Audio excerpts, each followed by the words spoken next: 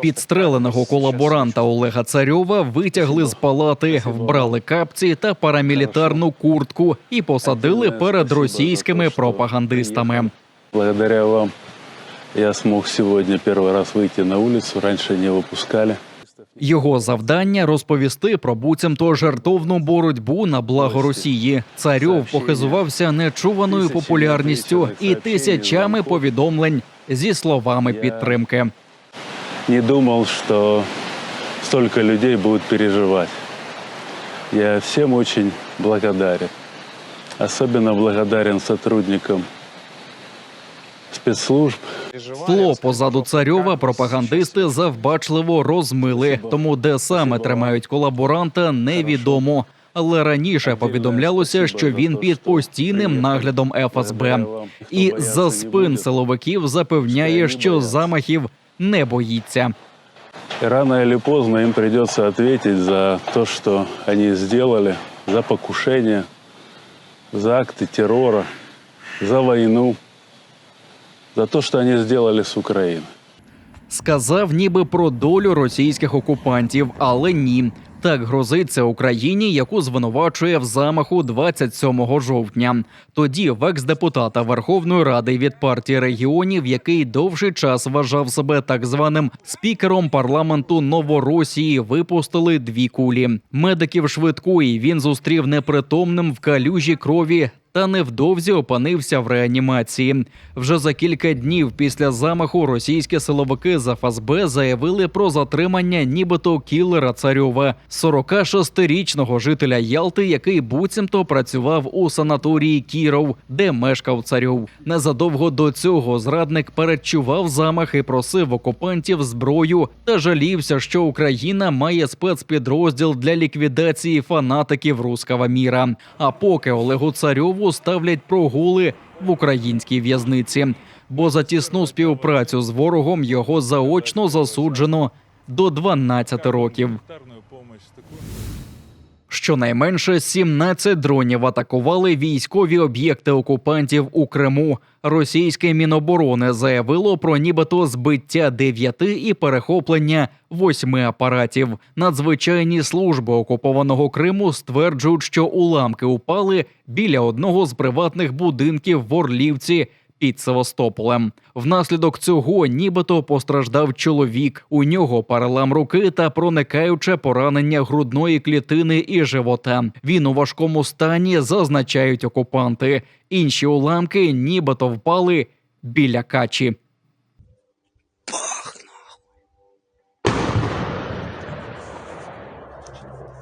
Саме в Качі розташоване військове литовище, де базується 318-й окремий змішаний авіаційний полк Чорноморського флоту Росії. Звідси серед іншого злітали російські літаки для атак на українські міста з перших днів повномасштабної російської навали. Дотепер аеродром щонайменше двічі атакували безпілотниками – 5 жовтня минулого року та цьогоріч у травні.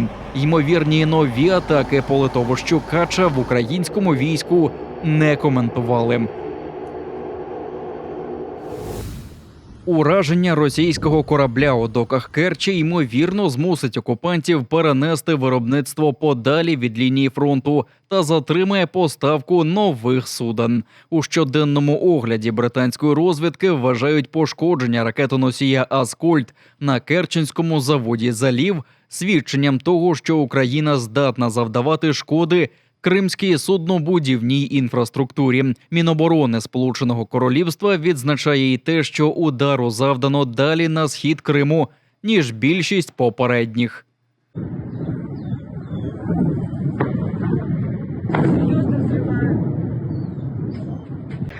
Масованої ракетної атаки суднобудівний завод у Керчі зазнав у суботу. Росіяни заявляли про збиття понад десятка цілей, а до підприємства «Залів» нібито долетіли лише уламки. Але після ретельної перевірки, а згодом і отримання відео з місця, у Центрі стратегічних комунікацій підтвердили, що крилатими ракетами «Скальп» уражено найсвіжіший корабель проєкту «Каракурт» із технологією стелс. За даними Страткому, малий ракетоносій серйозно пошкоджений та, можливо, виведений з ладу назавжди. Росіяни не передумали будувати об'їзну дорогу Сімферополя та зносити понад 500 будинків. На вулиці серед інших викинуть багатодітні родини та родичів російських окупантів, які живуть у Зарічному. Деякі з них наважилися записати сльозливе звернення до ватажка росіян Владимира Путіна. Уважаемый Владимир Владимирович, обращаемся к вам как гаранту защищенности наших прав и прав наших несовершеннолетних детей. Семьи военнослужащих и многодетные семьи. Наши дома попали под изъятие государственных нужд при строительстве автомобильной дороги Донское-Перевальное.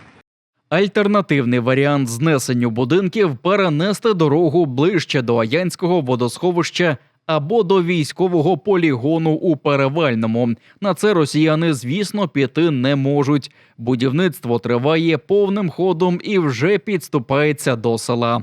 Мы семья военнослужащих, то я что муж у меня в данный момент находится на СВО. Стройка идет 24/7, то есть рядом с домом. Одні бідкаються, а є й такі, що гаряче вітають будівництво окупантів. Навесні позаминулого року десяток жителів Зарічного записали відеозвернення з доносом до ФСБ. Поскаржились на своїх односельчан, які не хочуть, щоб через їхні ділянки проходила швидкісна магістраль. Доносчики ж назвали їх зрадниками, які ведуть антиросійську пропаганду через спільноту села у Вайбері.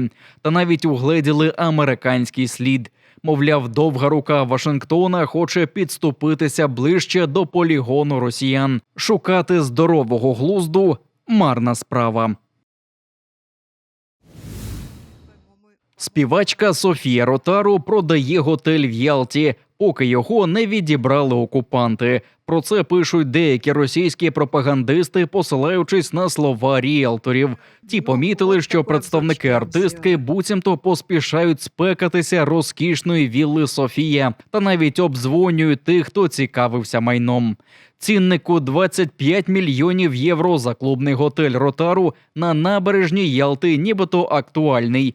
Але власники готові торгуватися. Гостей там не приймають з 2019 року через ремонтні роботи. Але справжня причина – проблеми з документами, стверджують пропагандисти. Чи, можливо, хтось уже накинув оком на віллу Софія? Востаннє окупаційна влада згадувала про майно Софії Ротару в лютому, коли грозилася його націоналізувати. Відтоді росіяни віджали 500 об'єктів, серед яких будівля меджлісу у Сімферополі та квартира подружжя українського президента у Ялті.